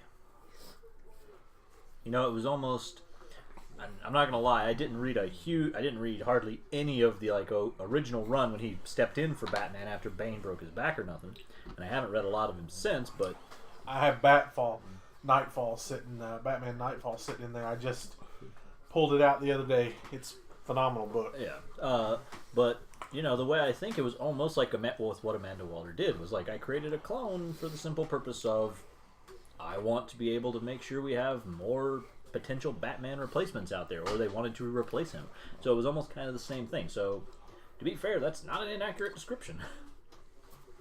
Second, and this has nothing to do with what we've discussed tonight, other than the fact that it's a comic book. If anybody ever listens to this that has anything to do with Marvel, fix Doctor Strange. Okay, when you say fix Doctor Strange, clarify for us, because The new series, from what you have told me, from what I have read, from the books you have gotten, I'm not a big fan of the new series. I was a huge fan of Doctor Strange. So is it the fact you don't like that he doesn't have access to as much magic as he did, or the fact that now he's gone and learned space magic and made like magical relic-y things to kind of supplement his magic, since most of Earth's Both. okay. Yeah. I kind of figured when we sat down and we talked about this that you were going to talk about how they killed off most of Earth's magic in the Doctor Strange thing now. That's why I mentioned last week, DC does magic so much better. Because Marvel almost treats magic as like they worry that they'll screw everything up if it gets used too much. Therefore, they kind of always chop its legs out every time it starts to get too important. Well, to be fair, I mean, sometimes they go a little far with the rules of magic. I mean, for crying out loud, I remember, because you talked about Doctor Strange, one of the standalone comics they did, he tracks down this guy who attacked him in his sanctum and opens a portal to another dimension where he can like see everything the guy's mind has. He can like live the guy's memories in that dimension, and then when it's over, he chucks the guy into it, and he's like, and the person's with him is like, so what'll happen in there? He'll be stuck inside of his own mind, reliving his own memories forever. But what about a trial? He's like, I barely obey the laws of physics. You'll find I have no tolerance for the laws of men. Well, So I was like, that may be true, but before Doctor Strange had his own book. and I mean, to clarify, let's point out, you're the old dog here. You've been a fan of him since before Doctor Strange Sorcerer Supreme, before Doctor Strange Master of the Mystic Arts. I'm pretty sure in the collection you gave me when I was a kid that you've got some issues of Doctor Strange Master of the Dark Arts. No, No, it was Strange Tales. Is what he was in. Okay, it's Strange. They would do one book, and they would have Doctor Strange, and he would, usually Nick Fury, Agent of S.H.I.E.L.D., or something of that nature. yeah, but he called himself the Master of the Dark Arts in that, didn't he? Before he was Master of the Mystic Arts. Because that was back when magic was still like oogie spooky, evil, sinister, kind of gray area mode, wasn't it? Yeah. Yeah, 'cause I've seen him call himself that at least once. But I've been a fan since that. Yeah, so Strange Tales. And for me, I mean, I have a window in my house that has the Doctor Strange symbol on it. Yes, I'm that big of a nerd. that's okay. A circular window. We're not going to talk about it, but okay. It kills me what they've done with the new series. Yeah. So it needs to be somehow straightened out. Yeah, the thing is, they're kind of doing it in DC too. Like, they've introduced recently the concept of and neither one of us is reading it, but I've seen it online. The Justice League Magic or the Justice League Dark, something like that, where Wonder Woman's running around with like Zatanna and Constantine and stuff. Yeah, the Witching Hour storyline. Yeah, where they've got I think it just finished up where this they've week. got Hecate running around and she's like trying to destroy magic. And I'm like, okay, where does she sit? Because we've seen this before with the Lords of Order and Chaos getting destroyed by the Spectre, and Dr. Fate literally told him, it's like, you destroy me, magic just repopulates the universe. Excuse me. And we just Start over. start over. So where does she fall in this scheme? Is she, lower on the totem pole than them, and she's just trying to kill off magic on Earth, and they don't really care because they cover the whole universe? Or are they higher on the food chain and she's able to succeed? Again, like we talked about, having a really bad time of it being continuity. Now, of course, you can make the argument of, hey, we rebooted, and with the reboot comes new rules. But at the same time, as I'm watching it, as I'm reading this stuff that I'm finding online, I'm kind of like, what's going on here? Like, are we about to have a whole new age of magic? Because they already did one important thing. They yanked Constantine's demon blood out, so now he's got all of his super aggressive magic cancers back. Well, Yeah. Yes, I see the look on your face, Joey, yes. Because they made that reference that Constantine, they went, yoink, no more demon blood for you, so now you totally can die from all that cancer running through you. well, first off, we got away from the Doctor Strange talking about DC, and that's Sorry. fine. I was not a fan of the Ultimates. Nobody was a fan But of the Ultimates. Joel was. Joe's weird. Blue Marvel's awesome. The Blue Marvel is in. I was okay with the changes they made to the Ultimate Doctor Strange. Oh, you're talking about that Ultimates. Yeah. Yeah, not the team, the Ultimates. He's talking about The where. Ultimate Comic. Oh yeah, I liked it because it was just a new take on everything. I'd have to see some of that, but I'm okay with There's the a changes they there's made a- there, let it but go. not the There's changes a reason they're made that now. run, there's a reason that run got shot in the head like Old Yeller. Anyway, Joel wanted to end the session, So go ahead. so we'll let Yeah. you go ahead and end well, the I session. just the next time we get together, we'll probably be bringing up a few we didn't talk about this time, and I wanted to mention them. Fantastic Four will be on issue 3 at that point. Yeah. It just didn't have enough in it worth talking about this time. Return of Wolverine will be on issue 3 at that point, or 4. It kind of has some interesting stuff in it, and there's enough there that I formed a theory, but I want to wait a couple more episodes or issues. Star Wars Vader will probably be Excuse me. over or close to over at that point. I definitely want to bring it up next time. I'm reading the Terrifics, which is worth checking out. Oh yeah, because I forgot Mr. Terrific's one of your favorites, isn't he? Oh yeah, along with the Plastic Man. So Of course. the fact that both of those are on that team is a must read for me. Yeah. But those are things that we will definitely be bringing up. Things that you might want to check out coming up next week on the 7th. New Green Lantern. I mentioned Green Lantern's ended. Yeah, probably gonna pick that up because I don't know what they're doing with that. Like, do you remember what they're doing with that? Because they're not. It's Hal Jordan. It's that's right. It's And just I- Hal Jordan, isn't it? They're And just I don't like- know where and what exactly because Yeah, I they just- kind of avoid spoilers. But Yeah, they probably they're gonna do like they used to do, where it's gonna be like other people from the Corps show up, but it's still just focused on Hal Jordan. That's got to be what they're gonna do. They can't just ignore five other. Baz is dead. we're going to just leave it there. He's not dead. Google it. Baz is dead, probably, and Hal Jordan's probably going to start with that. Don't actually Google Baz is dead because that'll probably lead to some bad things. Just I'm pretty sure he's dead. We'll come to that They're next not- time. Justice League number 11 comes out, which we talked about, but more importantly, this go around, it's now part of Drowned Earth, which we did not talk about. You know what that is. Brought it up. I kind of mentioned it With but the it's black, like- I knew that's where you were going with Black Manta, but Yeah, we can it's- bring it up next time once we actually get a little more into it. yeah. Sideways Annual comes out. If you're not reading Sideways, I like it a lot. It and Terrifics are the only thing I'm reading from the new stuff. You're the reason the immortal. You and people like you are the reason the Immortal Men got removed. Say what you want. That at least had some interesting ideas. It did have interesting ideas. It just wasn't well executed. Exactly. Blackbird number 2 comes out. What, Blackbird? It's an Image comic. I'd recommend checking out. I'll lend it to you so you can read it. Okay. Really cool genie type stuff going on there. Blackbird Okay. number 2 is coming out. Check it out. And I think the reprint of issue 1 comes out this week too. So The new X-Men. the new X-Men, I don't know if it's out next week, but it is definitely out this coming month. X-Men Disassembled, which if it's like the Avengers Disassembled, this should be very good storyline. Yeah, we didn't talk about the solo runs of the 5 issues of their 5 villains that we didn't But talk they were about that. every one of them good.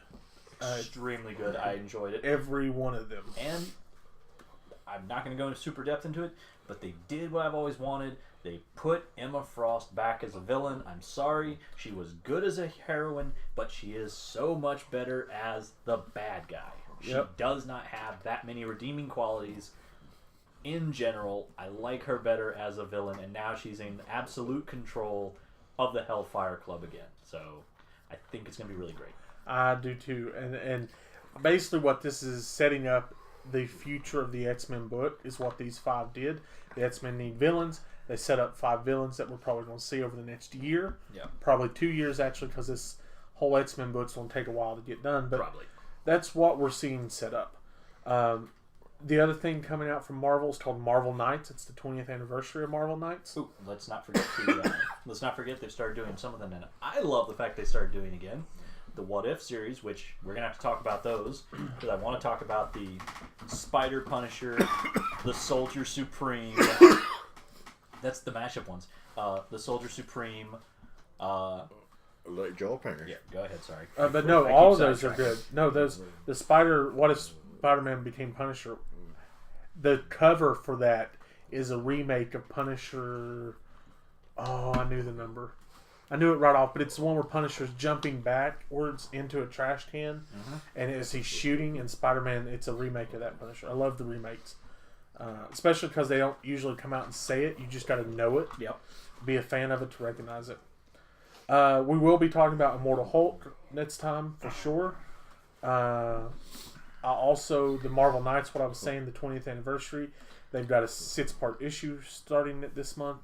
And it appears, from what I can read, Daredevil's lost his memories. And so he's just a blind man in a cemetery is where it picks up. Okay then.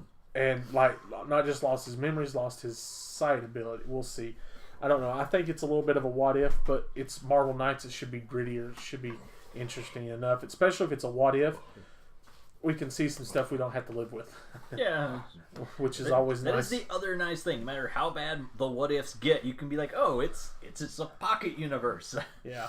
Which, speaking of which, DC's doing its Black Label series, or it's DC Black, which those are supposed to be both mature and their own self-contained universe. So Let me go ahead and tell you, you already missed Batman Damned.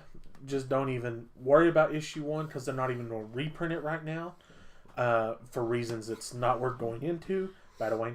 But you can go into issue 2 comes out this month and go ahead and tell your comic book store you want to pick up every DC Black Label book going forward. It's not going to be a lot. You're going to get maybe 2 books a month added at most. But I guarantee you if you go Google that, you will see what's coming. And Batman Damned is the least interesting of those. yeah, and I mean, like I said, it already starts off at a pretty big note. He's working with Constantine, and the Joker is dead. Yeah.